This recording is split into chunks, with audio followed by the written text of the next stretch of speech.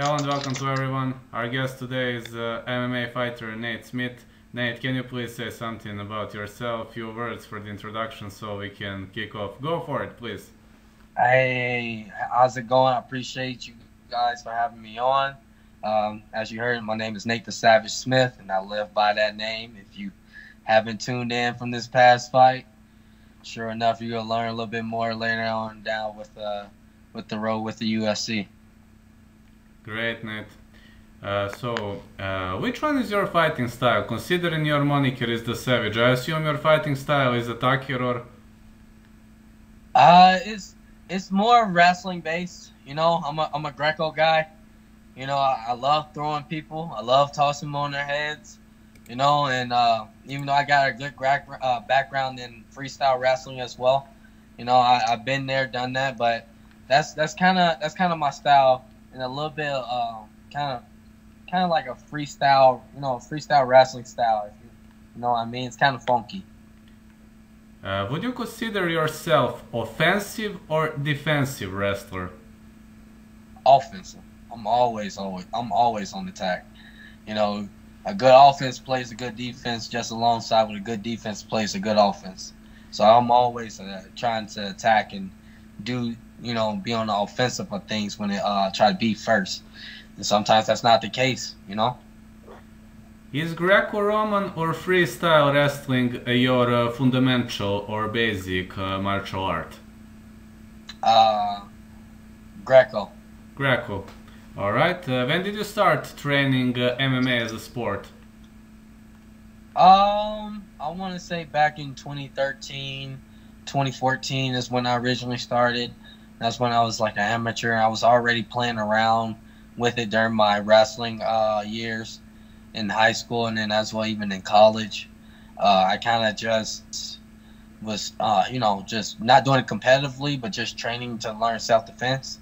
And after that, it was just more of, okay, I'm really good at this, and I became obsessed. So I just started learning and actually growing from there. You know what I mean? Yeah, absolutely, absolutely. So, who is coaching you at the moment?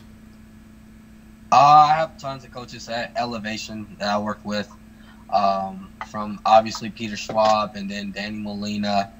And then you got, Coach Belair, Coach Benny, Coach, Sean Madison. You have a very, very large handful of guys. Great. So, before you kicked off your amateur run, how much time did you need to get into the spirit of things? You know what I mean. It took a minute, man. It took a long time to get to the point where I had the confidence. It's a confidence thing. I didn't listen to people who were trying to hype me up, even when I was winning, even during the time I was losing. I refused that. I needed that confidence within myself so I can be all around good in every area, not have one hole in my game. And I kind of, after this past recent fight, this past Tuesday, kind of showed like I'm true to my word. The only way for you to beat me, you have to be the better man than me that day. And hats off to my opponent. It was a game of chess, and it was just one step ahead. So, granted, it was a back and forth battle, but again, like it took time. It took a lot of time for me. So on record, I know it shows like 20 something fights online, but I promise you, I had over 33 fights as an amateur. So it took a while for me to end up saying, "Hey, I'm ready. I'm good to go." Who was the toughest amateur opponent you met? Uh, I want to say my very first, not my very first fight, but one of my fights was Nate Arendez. It was Nate Arendez. Yeah, that was a tough one. Me and him fought twice. I lost to him twice, and I was winning the fights, both of them.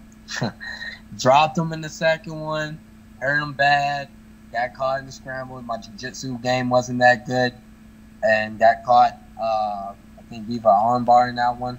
And then the first time we met, tossed him around like a rag doll, but ended up getting caught in the triangle, I think in the third. So it was, it was a very tough fight. That kind of helped me and pushed me to the point where I'm at now.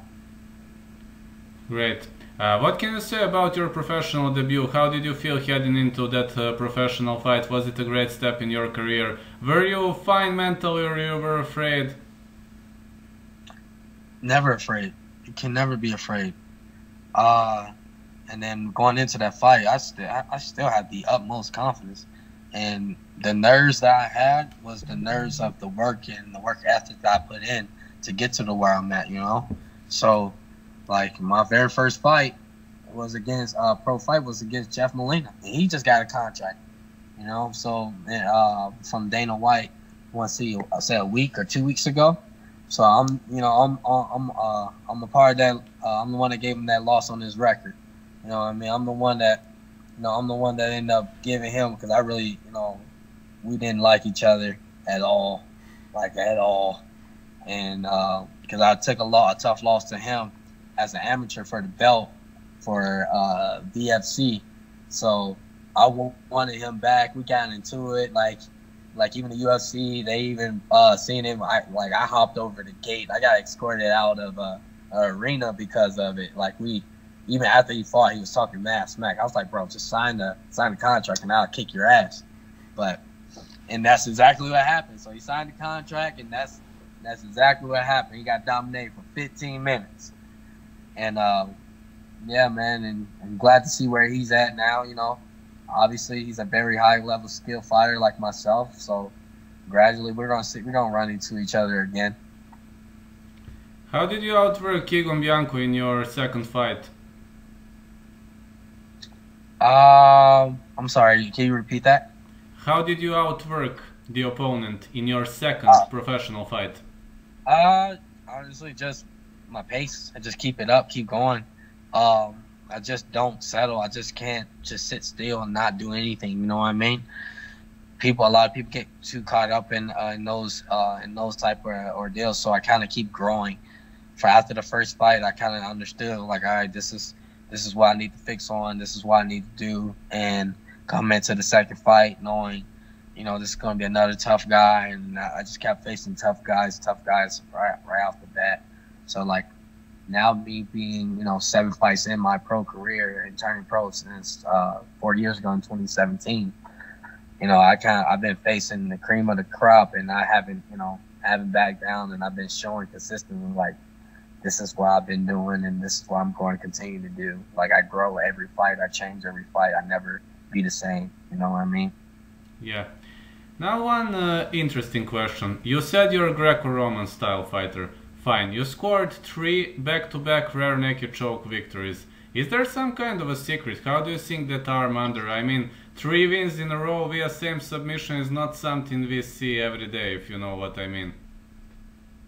It's no secret, man. It's just fundamentals. I'm a BJJ purple belt, so I kind of, I hold that very highly because I worked very, very hard to get to that point in my life, gi and then no gi. And it's always the little things with me. I'm a very technical fighter, so I kind of keep it technical wise. And obviously, like, I'm even though I'm a flyweight, but I pack a lot of power. So when I touch you, you don't like it. A lot of people want to go back to grappling, and little do they know I'm very dangerous on the grappling side of things as well.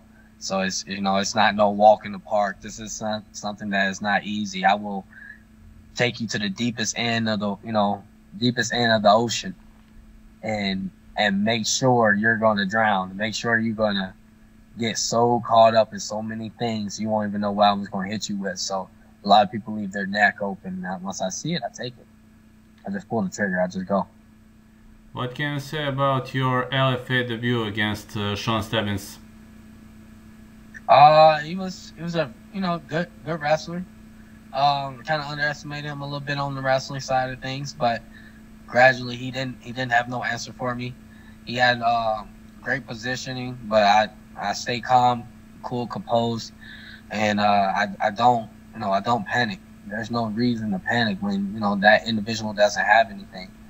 And with that fight, kind of showcased I kind of showcased a lot of my, not only my adversity, but my skill set when it comes to grappling, a little bit more, and kind of showing like, hey, like this is not easy.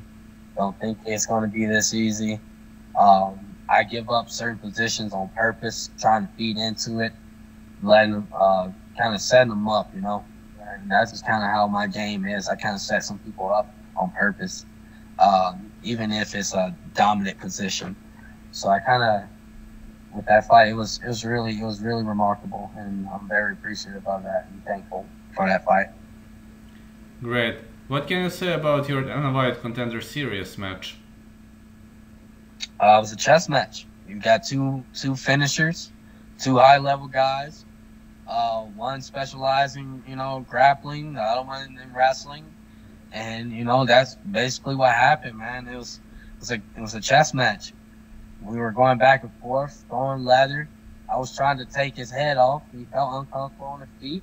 He took me to his world, which is the ground game. He's a BJJ brown belt. Well, honestly, to me personally, I feel like he's a high level black belt, to be honest, than a brown belt. So, and, you know, two top guys in our, you know, in our division, and I know for a fact that we're going to run into each other again. So, after showing not only my grit, my defense, and my hustle, and also my skill set, the whole world knows like I live to my fight name, and let it be known like, hey, I'm still that bad dude, regardless of the outcome. I'm not going anywhere.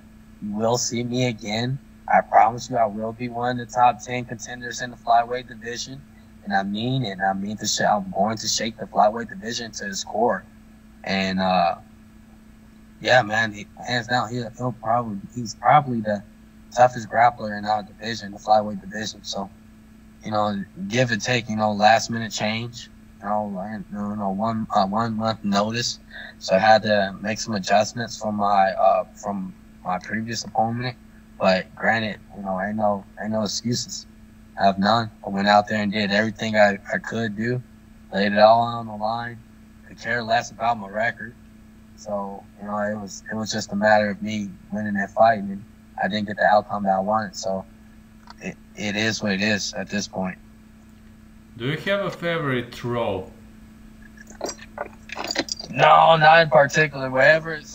Anything anyone can give me is my favorite throw. Anything. No matter if they're trying to throw me, I can rethrow them. It's, you know, that's kind of the ordeal for that. But I don't have a particular one. I really don't. Alright, this is the last question. Would you like to add something to this interview, and can you say something about your future plans, you know, and if of course there is something we missed, if you'd like to add, can you please? My future plans is still the same. I'm going to accept Dana White's invite back in November, but granted, who knows? I might, you know, I'll fill in for somebody if anybody fall out during the time being.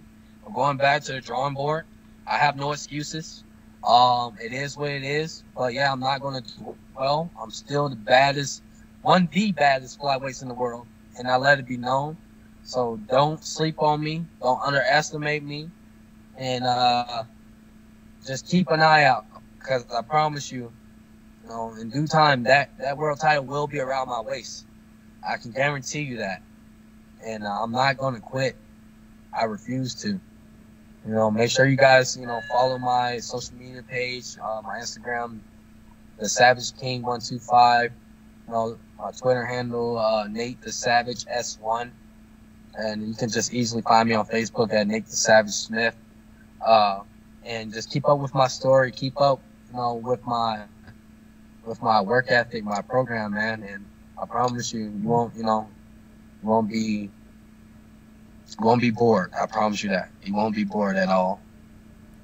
Thank you so much for this wonderful interview, Nate. I will post it hopefully on Sunday, because I'm booked for tomorrow, but I will post it on Sunday. Does it sound okay to you? Yeah, that's fine with me, man. I appreciate you for having me.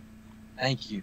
Thank you too for accepting the call out. I will inform you when the video is made. expect the video on Sunday. Thank you so much for this. No problem. Thank you. All Have right. a good one. Goodbye.